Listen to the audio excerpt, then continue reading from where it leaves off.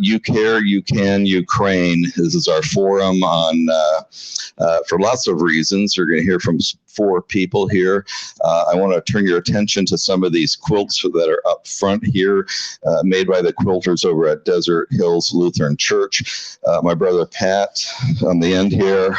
They did great work.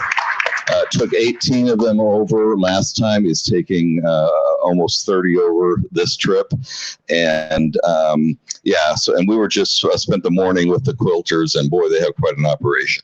And so they know what they're doing, and this is a terrific cause. So without further ado, we are going to turn it over to Jim Rusk with Rotary, and he'll get us started. Thanks, Dan.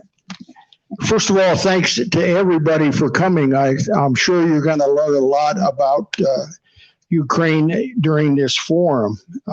First, I want to thank Dan and the staff of Green Valley News, Chris Ashcraft and the CPAC staff, and Deanna Walker from KGVY for their combined support to make this event possible. I also want to thank President Phil Noble of the Green Valley Rotary Club and Sue Horton, President of the Valley Verde Rotary Club, for their club's support of the You Care, You Can, Ukraine Community Challenge. And finally, a huge thank you to my fellow Rotarians, Gary Friedman and Steve Savinsky, for their support in organizing everything. Some of you may remember our first Ukraine Community Challenge in April of 2022. This effort raised over $65,000 for ShelterBox. With the war just beginning, the ShelterBox efforts were directed toward helping Ukrainian refugees fleeing the conflict. ShelterBox was chosen to receive these monies because over the years, Rotary International has built a firm relationship with that organization, and we are confident that 100% of the donated monies will be used as intended. Every day we read and hear updates on the conflict, on how the conflict is involving the one of attrition, with civilian population being targeted along with the country's essential infrastructure. With winter upon them, many are facing long, cold days without electricity. The need for immediate support is evident. Leo will give you a complete update on the ShelterBox actions in Ukraine when I finish. Today we begin our community challenge, You Care, You Can, Ukraine. Our 2 Rotary clubs have pledged $15,000, and we now challenge the Green Valley community to match and hopefully exceed this amount in the next 10 days. Each of you received a donation envelope with information on how to donate. If you would like to donate today, simply enclose your cash or check in the envelope, and club members will collect the envelopes as you leave. Just look for someone in a Rotary at Work t-shirt. The Val Verde Rotary Club Foundation is a 501c3 organization, and all donations are tax deductible. Instructions on how to make a credit card donation are printed on the donation envelope. At the conclusion of the challenge, all donations will be combined and a check will be sent to ShelterBox. We also encourage you to spread the word to your HOAs, churches, friends, and families about the challenge. KGVY and the Green Valley News will announce and publish information throughout the campaign on how to make the donations. I will now turn over the mic to Leo Lorenzen, the Rotary District ShelterBox Ambassador, and I'll be available for questions as we go forth.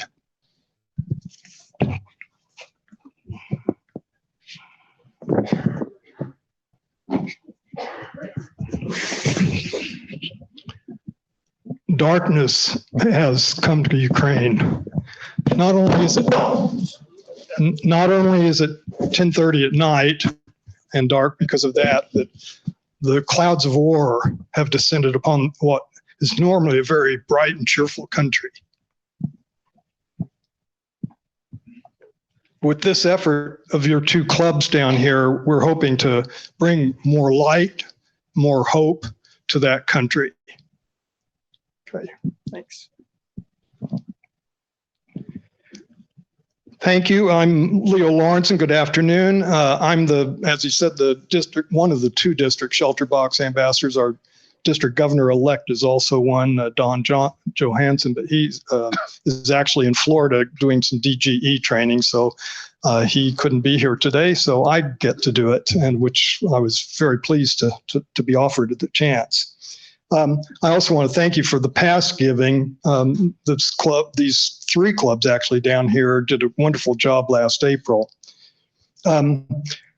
I want to talk about what ShelterBox is doing to help in Ukraine, but before I do that, I'd like to just take a few minutes to kind of introduce you to ShelterBox for those of you that don't know much about it. Next slide.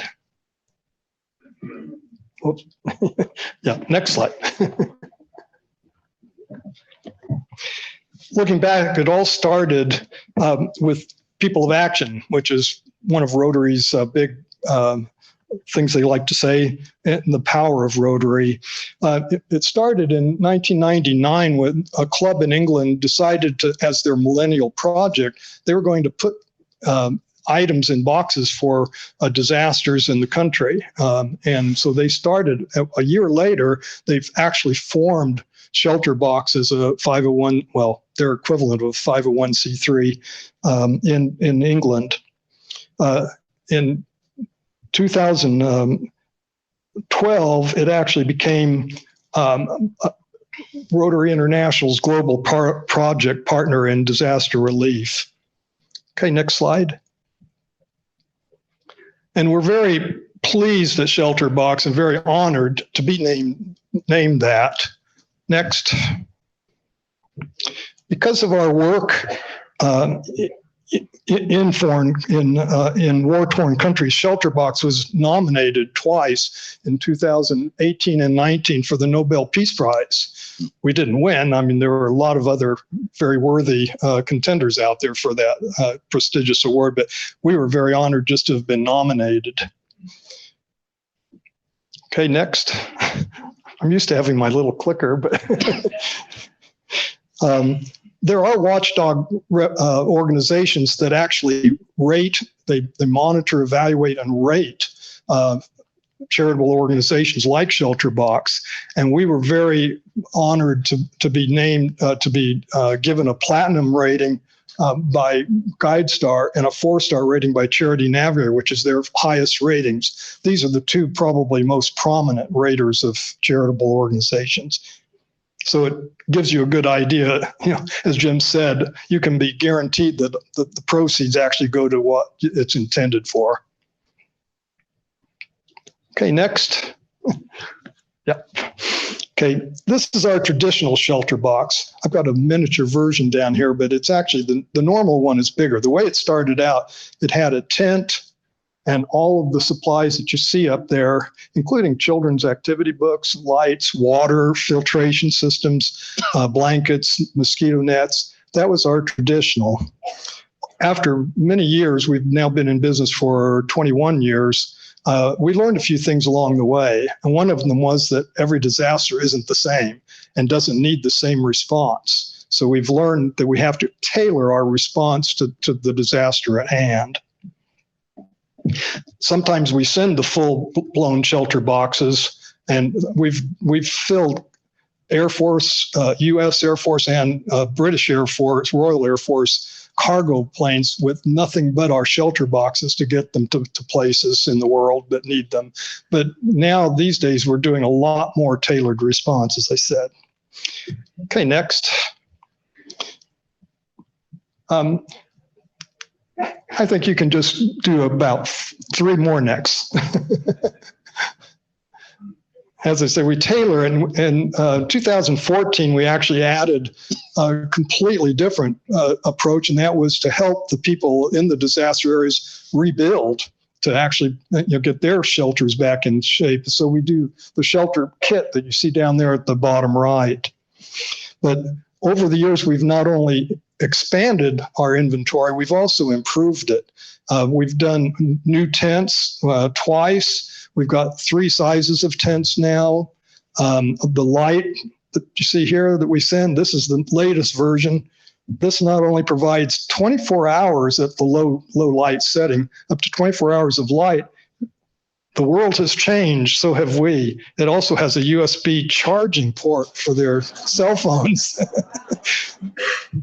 You'd be surprised how grateful they are when they see that, because even in places hit by disasters doesn't mean that they're necessarily third world countries, but they have cell phones out there and other USB chargeable devices. We've changed our water purification, I think 3 times to make it better each time to try to give them better water. Okay, next. I don't want to take too long on this. I want to get to Ukraine.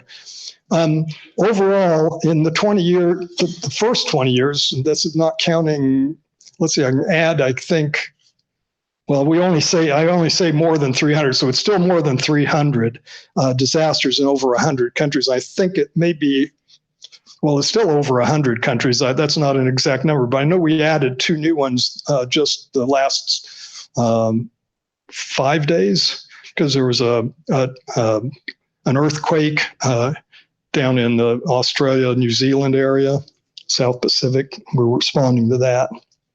Okay, next. ShelterBox is primarily known for, well, the ShelterBox. It's about 110 to 130 pound box with the tent and everything else I showed you before in it. And it used to be that donations were in $1,000 denominations, at least from Rotary clubs. Now, they may have taken different amounts from other sources, but Rotary clubs always donated in $1,000 denominations. They bought a box or 2 or 3 or however many they wanted to. And we used to even be able to put their little name on the name of the club. So when it went to wherever it went, they could see which club donated the funds for that shelter box.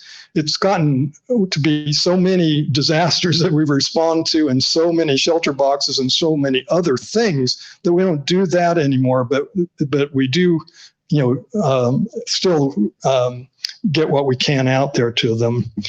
Next. And so you don't have to donate $1,000 at a time anymore. $500 will get just the tent. $250 will do a complete cooking set. And one more next, please. All the way down to just giving $20 will get them a basin and soap, which is a pretty important thing. Okay. Next. Okay. Our response in Ukraine has been, over the last several years, we were one of the first ones there in terms of response. At least with our evaluation team. We may not, we always go in and evaluate the situation first. We don't just dump supplies on the door. That doesn't work very well, very ineffective. We've already distributed thousands of mattresses. This is the first time we've done that. Our first response to Ukraine was mattresses, and that's because in Ukraine, most of the people that were displaced, at least within country, and even outside the country, but within the country, for instance, in Lviv, they were in buildings. They were sheltered in buildings, but they had no place to sleep. So, through our, we've been working with both Relief Aid and Green Chernobyl, are 2 of our partners on the ground there, to distribute those thousands of mattresses. Okay, next. We're also going to be distributing, and already have actually, distributing thermal blankets, clothing, and emergency repair kits, including tarps and lumber to repair roofs and things like that. And to seal their homes, which they're already, even though they're maybe bomb damaged or war damaged, they still are living in them, but they may have gaps in the walls and in the ceiling, things like that. So we're trying to help them repair that. Okay, next. Some of the more vulnerable people there, the aged and those with children, things like that, are going to have solid fuel stoves, solid fuel meaning primarily wood burning, but we're also supplying the wood to helpfully, it should be enough to get them through the winter. Okay, next. And finally, especially for those displaced outside the country, we're trying to get them what they need most, which isn't a tent. It's not a full shelter box. It's not lumber and a tarp.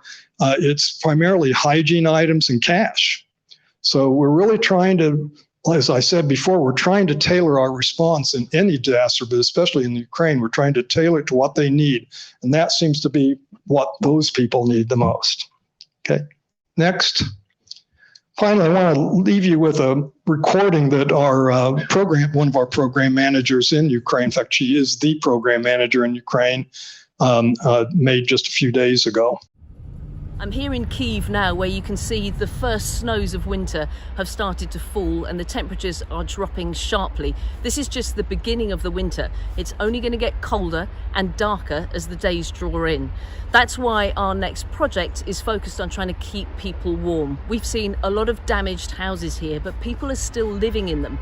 So imagine if you've got a hole in the roof or your windows are blown out, you're going to get very cold very quickly. So the aid that we're bringing in is doing three things. The first is the outside of the house. So we're providing some wooden struts and hard-wearing tarpaulins to fix the roof, some clear plastic sheeting and sealing foam to seal up those windows, keep all the cold air out and try and keep the warmth in. We're also providing solid wood-burning stoves and a supply of firewood. Next thing is to keep the people warm.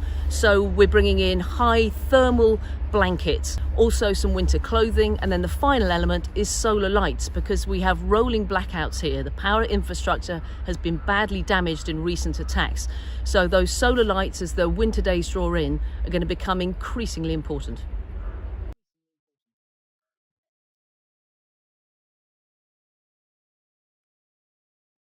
Okay, next. Thank you so much. I look forward to answering any questions. I think we're having questions later on in the program, but I'll be happy to answer those for you. Help us to bring light to the Ukraine. Thank you, Leo.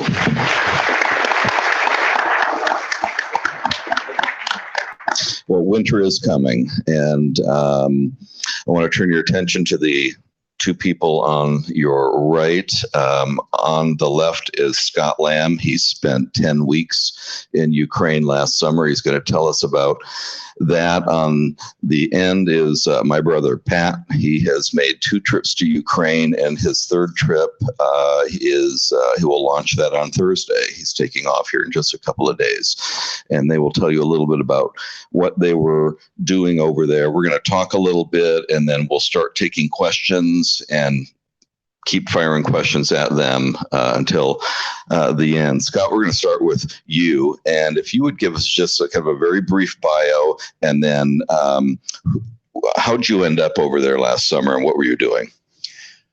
Thanks. Appreciate it, Dan. My name is Scott Lamb. I grew up in eastern Idaho and eastern Oregon. Went to a small college. Then I went into the Army because we had 17% unemployment. And I became an Army Ranger. I'm a plank holder in the 2nd Ranger Battalion.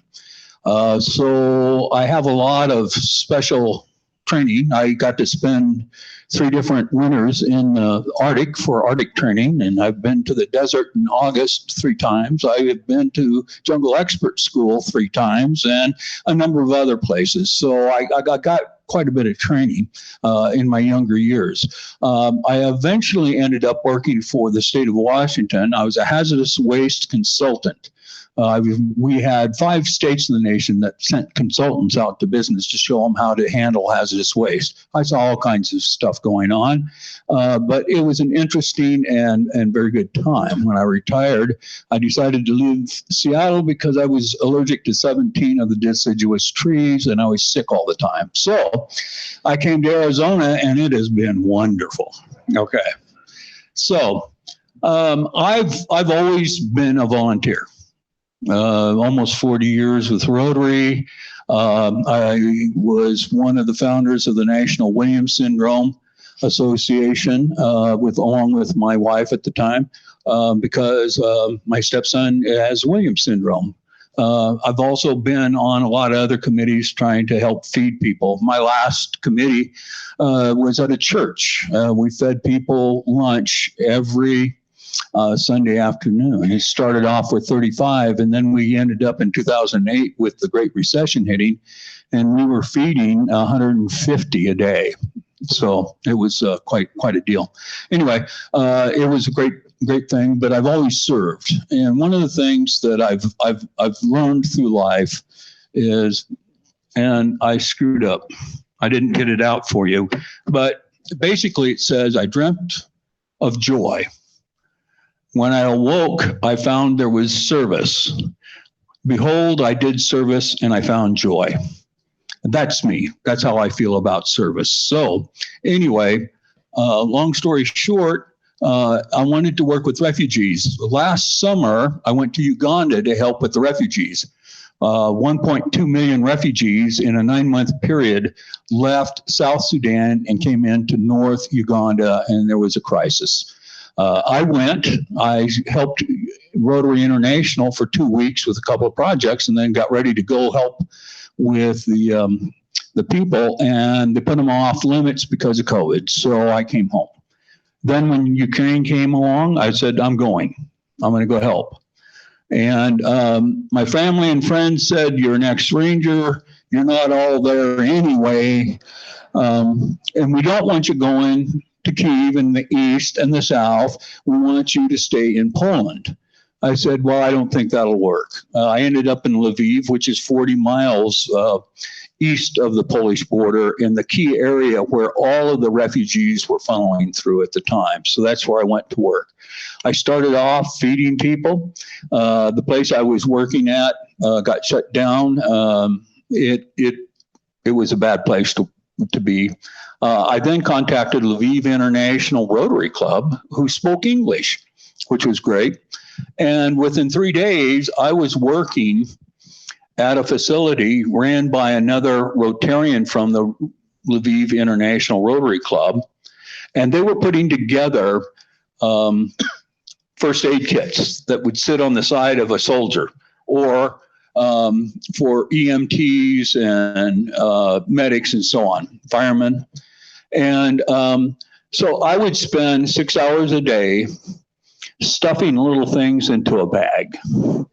Now, I'm going to tell you right now, that is just boring work. That is, and I had been given a heart medicine, and it made me clumsy. So the things I dropped, or the things I couldn't get into a bag, I had to ask someone else to help me with sometimes. But anyway, overall, it was good. But what we had for support was, there was a warehouse. It was not big, but every week on Saturday, stuff was delivered to the warehouse from hospitals from Europe and the United States, and boxes would arrive. They'd fill it to the ceiling, and we'd start taking them apart, and we'd take out the things that we needed for the bags, so we didn't have to buy anything for the bags. And the rest of the stuff we started putting into other boxes, so that we had like boxes, okay?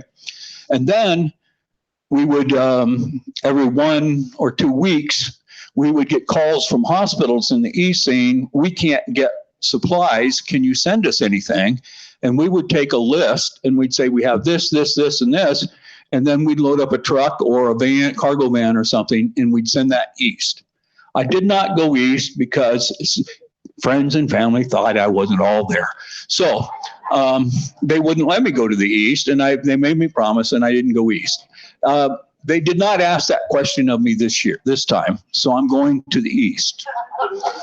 I want you to know that it doesn't matter if you're in the east or not at this point. When I was in Lviv, I was totally safe.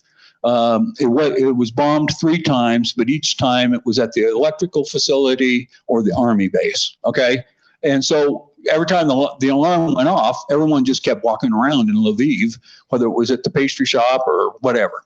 So Lviv was very safe. It is not safe anymore. It is now on a rotating basis for its electricity in different parts of the city, because too much of the electricity's been knocked out, and they've had deaths and so on. So they've been missiled or bombed. Missiles, bombs, and drones are all over the place. Artillery in the south and east, but there's still a war going on. Just yesterday, the Russians took a salt mine in one of the towns, and it has 200 miles of tunnels underneath that go off to other cities.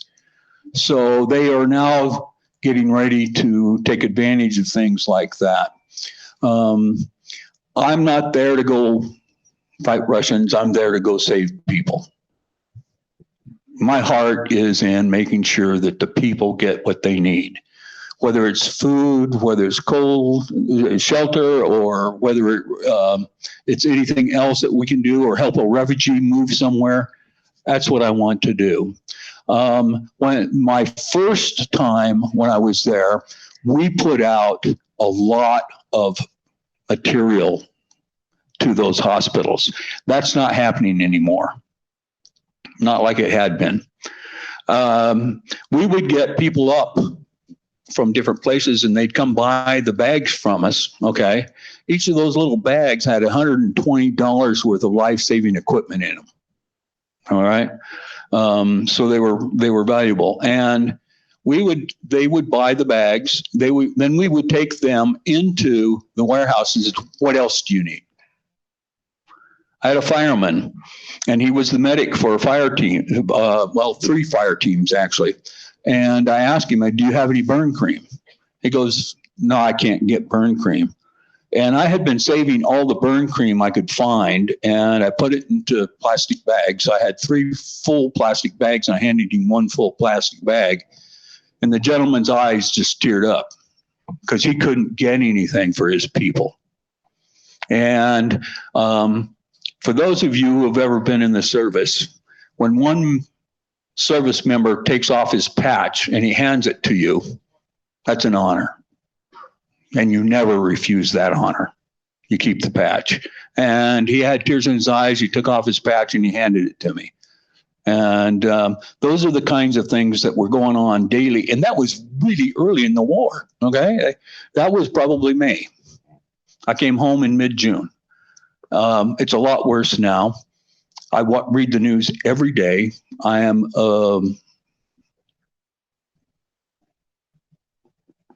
I'm appalled. War is crap. War is horrible. If you've never seen some of this stuff, you have no idea what really goes on and the scars that are left permanently with people. But I can tell you, I'm going there to help, and I'm looking forward to doing whatever I can. Is that enough? Yep, that's good. Thank you, Scott.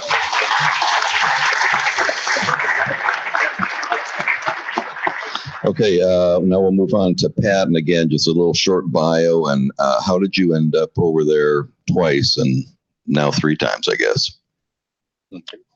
My name is Pat. I was in the military, in the Army in 1983. I ended up working at Checkpoint Charlie in Berlin before the wall came down, and managed to make some Russian friends there, trading stuff. So that was a lot of fun.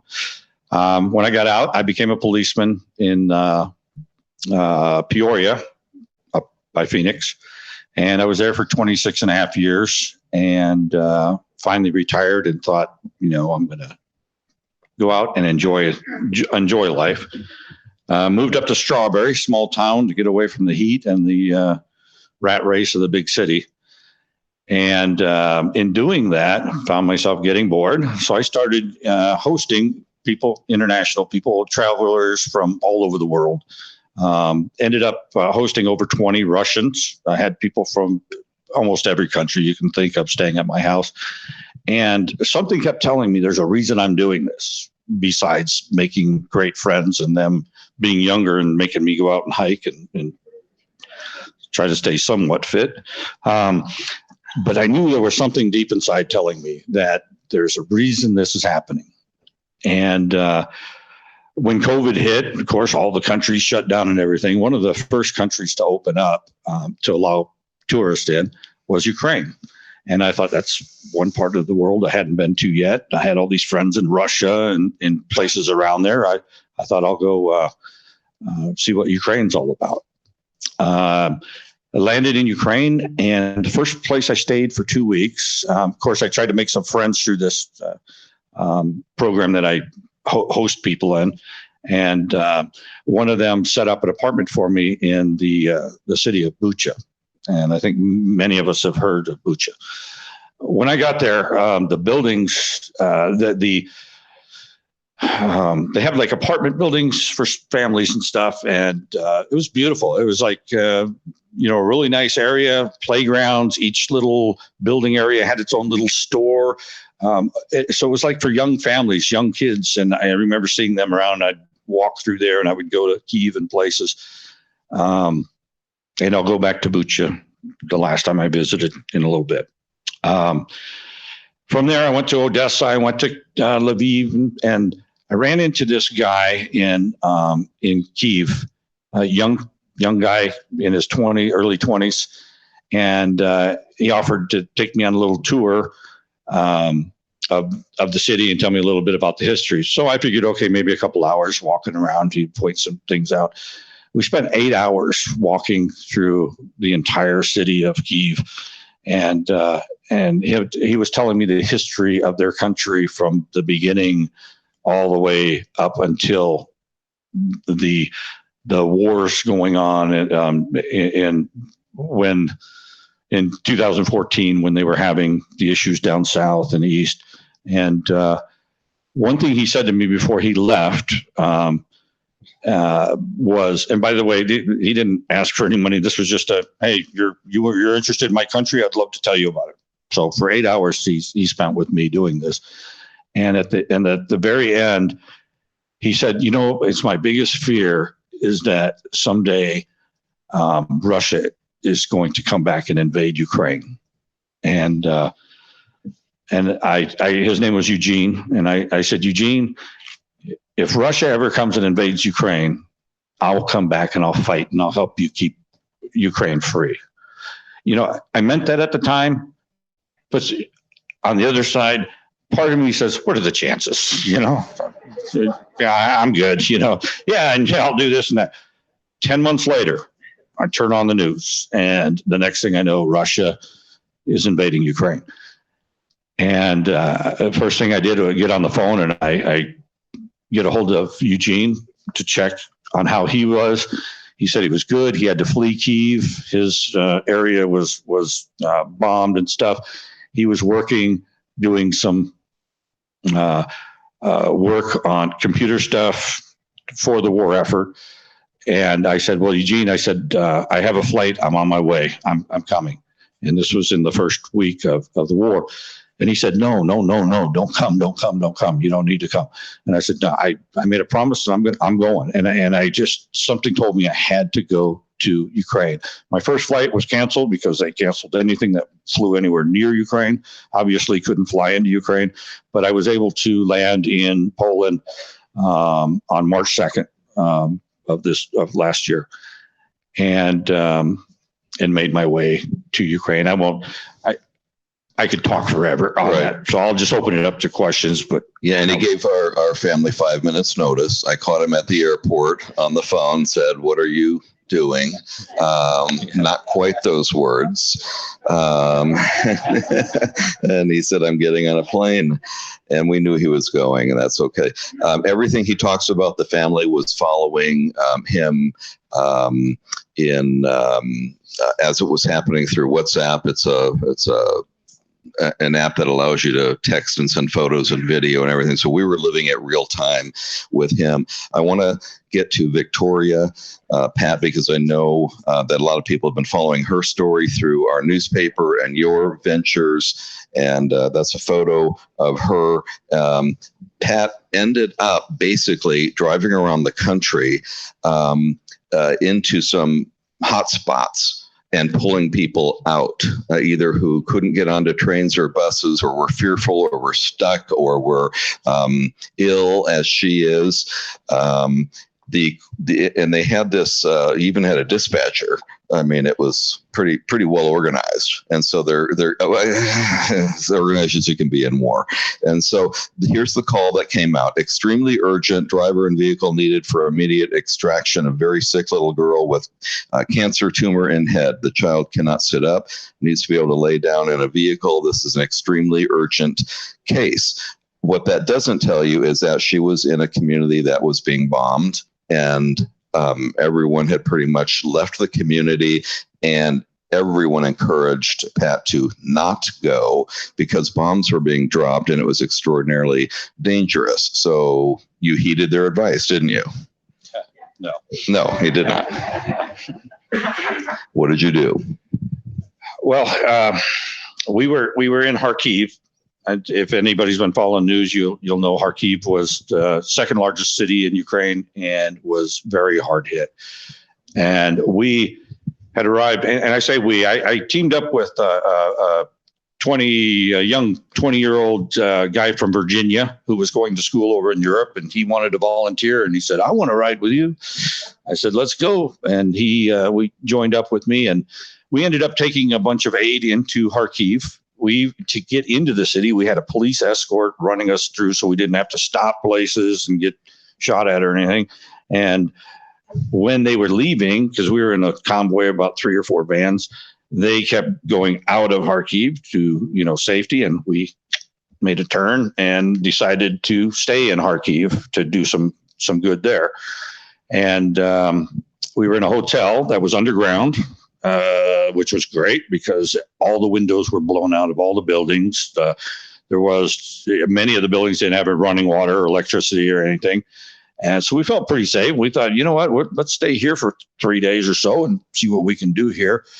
We were just getting ready for bed. I had taken off my shoes, and all of a sudden you hear these bombs coming down the road, just boom, boom, boom, boom, like 5 of them in a row. And I'm thinking, I am glad I'm 10 feet underground. And then all of a sudden this text comes out, and it was the one that Dan had just read about this little girl. Well, they didn't send the picture that you just saw. That picture you saw of that beautiful young girl, I took that picture on her refrigerator. Her mother had her picture on the refrigerator. The one they sent was what she looked like at this time. And if you want to, and we should say that the tumor is as big or bigger than her head. Everything was deformed. She couldn't breathe. She had been getting care, of course, up to this point, but all the doctors were called to the front, and she was abandoned. So obviously, hearing that message, seeing her picture, there was no question in our mind. In fact, before I could get out of my room to ask Graham if he was willing to go, because he got the same text, he's there and says, when are we leaving? And I said, let's go. We threw our keys on the counter knowing we weren't going to come back, and ran up the stairs to the ground level, opened the door, and as soon as we did, boom, a huge bomb goes off and all the debris down the street, and our van is down that way. And we looked at each other with the thought of, should we turn around? And we were like, nope, we're going. And I said, run. So we ran to the van. The whole time, all the other volunteers that were on this group messaging were telling us, it's after curfew. You can get shot if you go out after curfew in the wrong situation. I mean, they don't just shoot you for being out. But you have to remember that they're in a war. Anybody out after curfew who's not military is probably a Russian spy or some idiot volunteer who thinks that he's out to save the world. So every checkpoint we come to, there's an AK-47 pointed at your head. They don't believe anything you're saying until you can prove it. They don't speak your language, or you don't speak their language. And then poor Graham has a Russian passport stamp because he had visited there a couple of years before. So I ended up telling them, take him. He probably is a spy. I don't know. But they figured since I was messing around and maybe I was okay. But everybody kept sending us these messages. Do not go out there. You're going to get bombed. You're going to get shot for being after curfew. The other thing was, if this young girl dies in your van, between you taking her from where we were at all the way west to meet an ambulance, you're going to get charged with murder for her dying in your vehicle. And then I weighed that out. The chances, let's see, she's going to die anyways. Me going to jail, who cares? We're going. And we just went. And of course, we were told there would be a paramedic there riding with her. And, so I thought, we're just drivers. Who cares? We get there, it was just her mother and her. We were told that we need to have a good place for her to lay down, a bed. She can't sit up. She has to, lay down. She can't support her own head.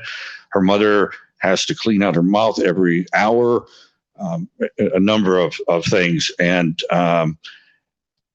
I'm thinking, I before we had left, I texted all these Ukrainians I knew in the city who had said, hey, you have any issues, you call me, I'll help you with whatever I can. The Ukrainian people are the most wonderful people in the world, the most deserving. I love them. And I just want you to know that there's that anything, just your support, you're saying, go Ukraine, is appreciated by them so much. Yes, and very gutsy.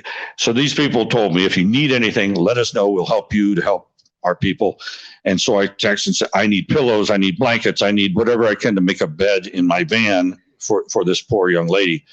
And they said, it's curfew. We're getting bombed. Can you come out at 7? They realized this is war, and they were afraid, but they were like, we can't really help you. So I remembered of the quilts that I got from, I call them Danny's ladies, or the quilting ladies from Green Valley, that I had kept 5 of them. I don't know why I kept them, because I took the rest to give to an orphanage for kids, but I needed 5 for some reason.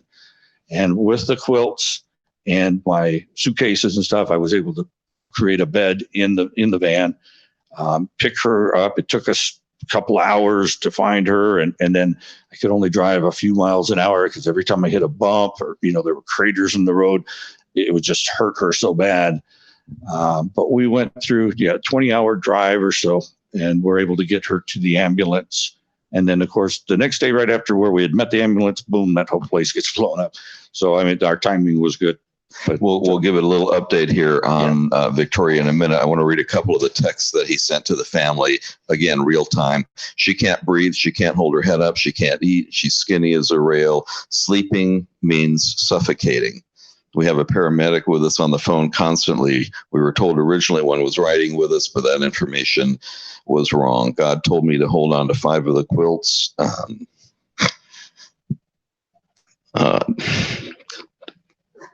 That Danny's ladies sent, and it was a lifesaver. They were perfect to make a laying down place for her and to keep her warm. Every time I hit a bump, she groans in pain, and it reminds me of how I have no right to ever complain again about my own comfort. The hardest part is looking at her mother's face, knowing that her pain of not being able to stop her daughter's pain is just as real and painful. And so they get her to people who get her to Berlin, and she has been in the hospital since. And really the point is, before they can do anything for her, she had to gain weight and strength. And she had been doing that. We got an updated photo, and then you just called a couple of weeks ago and got an update. And how's she doing? First of all, she wasn't supposed to survive the night. That was just, I think, more of for her mother that, hey, we're going to do something, She survived the trip. She survived getting to Berlin. The doctors there were amazed. The first thing she was able to say when they put the tubes in and stuff was, I can breathe, because they were able to clean it out. And some people might say, why did they let her get to this position before they transported her to a hospital? It's a war. She was in a very bad area. As soon as the war started, what they tell you on the news isn't always the truth. I know some of you are probably amazed at that, but I am. The media, yeah. I mean, honestly, there were times where there were 1,000 soldiers being killed every day, at minimum. And all the doctors, anybody with medical experience, was being pushed to the front. Go, go, go, go. Those people were being killed. So somebody, and Dan probably said it best earlier this morning when he said, you have to pick and choose. Who can you save? Who can you not save? And Victoria was not one that could be saved. And so there was nobody to help treat her except her mother and Angel. So it was great. She's now, the tumor is starting to go down. She still doesn't look great. And if anybody really wants to see the picture, I do have it, and I'll be glad to show it to somebody, or to show it to you if you need to. But she is starting to gain weight, and they think there's a good possibility they're going to be able to do the surgery. If they can, there's a good chance that they could save her life and she could go on. But you could see such a beautiful young girl, and she looked nothing like that picture. A couple of things just for your own edification. As they mention all these cities around Ukraine. Ukraine is almost exactly twice the size of Arizona. Now that gives you kind of a sense of what it's all about. And the picture of these people, this is one of the early ones, is Pat spent the first couple of weeks basically just helping people on the roadside. Whether it's a woman who's trying to haul 60 pounds of groceries down the street, or a family that needs a ride to either another country or to the train station or whatever. And all of them were so grateful, because in that country, that's just pretty rare, is what you were saying. Yeah. Honestly, when I went over there, my intention was, I'm going to fight. I'm going to push Russia out of Ukraine and save Ukraine and blah, blah, blah. And then, my family's like, well, maybe you can do some other thing. I'm going to go fight. I imagine myself, running across the battlefield. And then my daughter says, yeah, with your CPAP machine, So, yeah, so I'm ready to go in. I'm going into the border. I mean, literally at the border crossing. I got my backpack and stuff, and I run into these young guys, soldiers from all over the world that were volunteering. Because in the beginning, Zelensky says, anybody with any experience, anybody, please, we can use you. And that was the plea, and that's what we were going to do. There's a lot of things that I did helping other people help. And you actually became well known, quite honestly. And there was this short young nun who finally got onto the fact that he can't say no. And boy, she would give him what she called her tough cases, and there were a lot of them. Yeah, and she was in Slovenia, right on the border there. I ended up at 5 different border crossings in different countries, going Slovenia, Romania, Poland. But as I was going in to be this warrior, I see this mother and 3 kids, and she was just crying. And it was cold. She was on the other side of the border. And, in some people's mind, they would think, well, you're safe. You're in Poland now. But now what? Where does she go? How does she get there? She has no money. She has no car. She was just told, get your kids out of Ukraine. This is the very beginning. There weren't all the tents and the volunteers and the people, that came later on, weeks or months later. This was the very beginning. It was crazy. It was like somebody just opened the floodgates. And I see her crying, and I couldn't just walk away. So what can I do to help you? Well, we need to get to the train station. We need to get here. Of course, we're not having a conversation because I'm using my translation app and stuff, and a 3-year-old or something who could speak a little bit of English, And so I said, all right, let's go. And I jumped in there, put them in my car, took them to the train station. And I come back and I run into a family of 7 with a dog, each carrying a big box. And I have a car that might fit 4 people, We managed to squeeze all 7 of them and me into the car. Took 5 minutes to get the doors closed. We get down the road about 100 yards, and remember, Grandma didn't put on her seatbelts, right? So now it's going beep, beep, beep, driving us all nuts.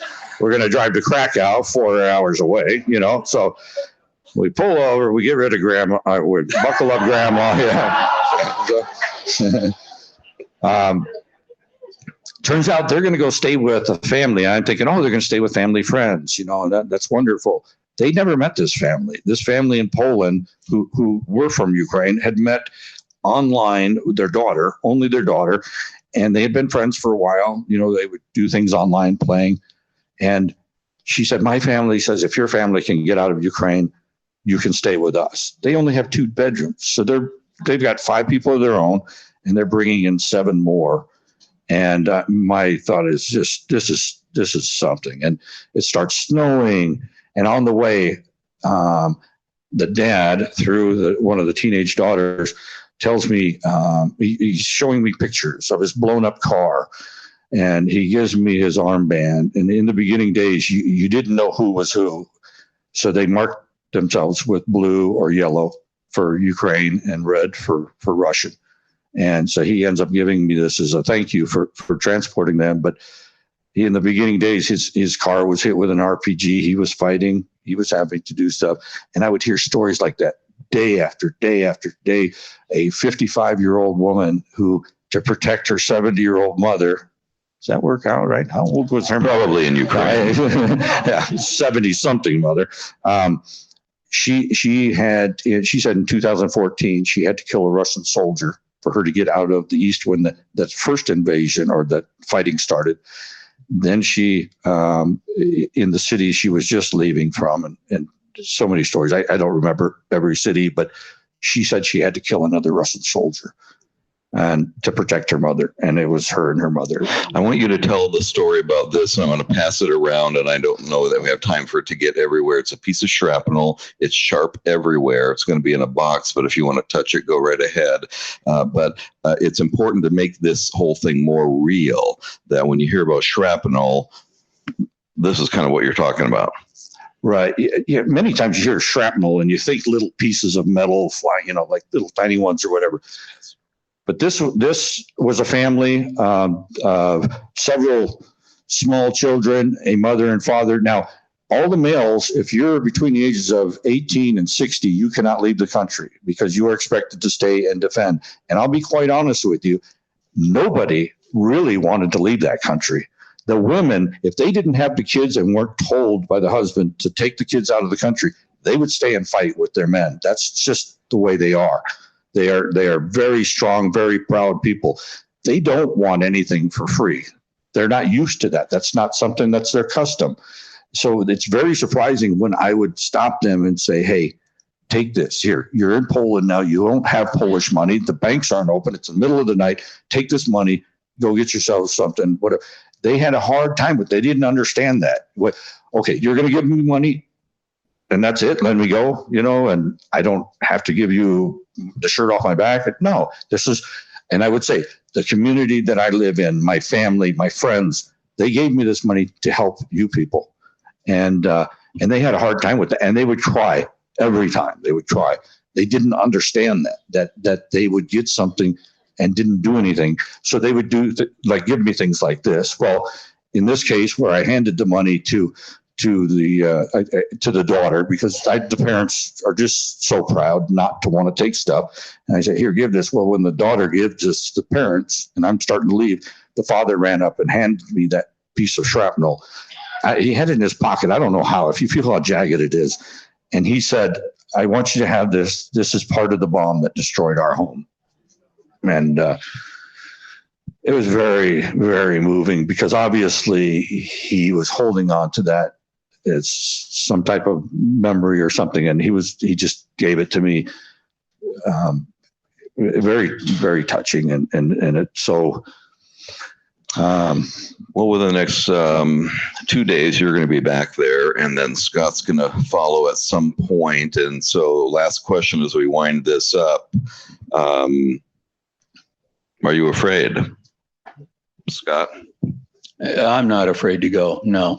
And I wanted to tell you something, that when I first got there, 10 to 20,000 people a day were going through the Lviv station, okay? There were 8 eating places. There were 10 medical tents, 2 just for kids, and all kinds of stuff. And it was crowded, jammed every day. When the Russians pulled out of trying to take Kyiv, it stopped. Suddenly, there were only hundreds there instead of thousands. It was incredible, but you should have, the mass, the humanity, you just can't believe it until you see it. I wanted to take a couple of pictures, and the guard came up and says, no pictures in this area. I said, okay, no pictures. So I have none, but I can tell you the mass of humanity that was moving was incredible. and it's still moving because of the way the war is being prosecuted. Everything changes by the hour over there, Pat. Again, legitimate question. Are you afraid? I'm only afraid that in the airport, I'm going to have issues with all the luggage I'm taking, honestly. We're sending him over with a lot of stuff. Okay, I'm going to be real honest, and That's always a good thing. I joke a lot, but the scariest thing I ever did in my life, probably, besides having children, parents know that, was taking that first step into Ukraine from Poland on that very first day. I didn't know where I was going. I knew one guy named Eugene who was now displaced from his own home in Lviv. I knew Lviv was this way.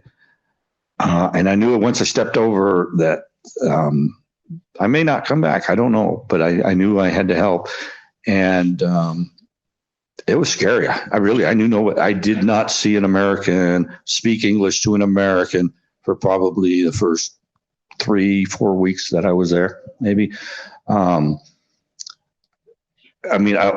had my family on this, chat thing, and believe me, they saved me, especially the night I blew out 2 tires on the road because I took somebody's wrong direction, Tom's, and the tank's coming down the road, and I think, oh, okay, I'm going to die. This is where I'm going to die, you guys. You can pick me up here. It turns out to be a tractor. So. It makes a good story. Yeah. But crossing, taking that first step over the border, I think I knew then I was committed, and that was really scary. But my friend Adam, I grew up with him, went in the Army with him, and trust him with my life. And he is my safety guy who has that rope around me. And when I need to be pulled out, I know he'll be there to pull me out, and he won't leave me there. So, okay. We are, thank you both. These are really important stories, and there are so many, and we've heard hours and hours of them. And again, we will be living it live here as he goes back planned for 2 months. And we'll see how that goes. We're going to throw it back just briefly to Leo, because we are here because a lot of us are not called to go. I would be a disaster in Ukraine. I would not be a good thing over there, but I can support someone who is willing, capable, equipped to go. And that's what we've been doing. ShelterBox is there. We can help them out. Leo, just give us a quick on what's the best way we can help. Well, obviously the easiest way and probably the most effective way is financial contribution. I mean, it's a wonderful thing to go and actually pitch in actually on the front. But like you said, we're not all cut out to do that. I spent 30 years in the Air Force dropping people like these Army guys out the back of my plane, but never had to be there myself. But yes, ShelterBox is a very effective way to make your contributions really mean something in Ukraine. There are lots of good organizations, and they're all kind of working together. NGOs do a fairly good job. Not in Haiti, but in Ukraine, we're doing a very good job of coordinating. And there are people that do food, we do shelter, and that's kind of the food has been kind of well taken care of, it seems like to me. But shelter is always a problem, especially with the amount of displaced people. And you're talking about Poland. Moldova, I think, is a really big story that doesn't get told much. Moldova took in 16% of their population in Ukrainian refugees. 16%, their population increased by 16% in the first couple of weeks of the war. So the countries around Ukraine are pitching in. We help them too. So your financial contributions to ShelterBox will not only help in Ukraine, but also the Ukrainians that are not in Ukraine right now, and hopefully help get them back where they belong. Yeah, we should point out Moldova is a very poor country, and yet they brought in all these people, and so a lot of them are in that situation. And but here, a year later, nearly Green Valley has not forgotten Ukraine. We've had rallies, we've had kids involved, we've certainly been supporting ShelterBox.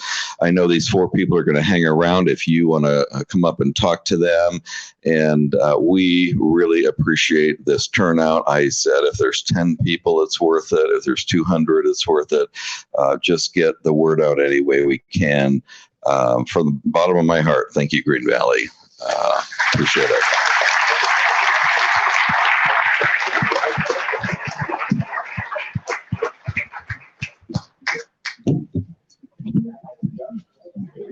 We are finished. Thanks.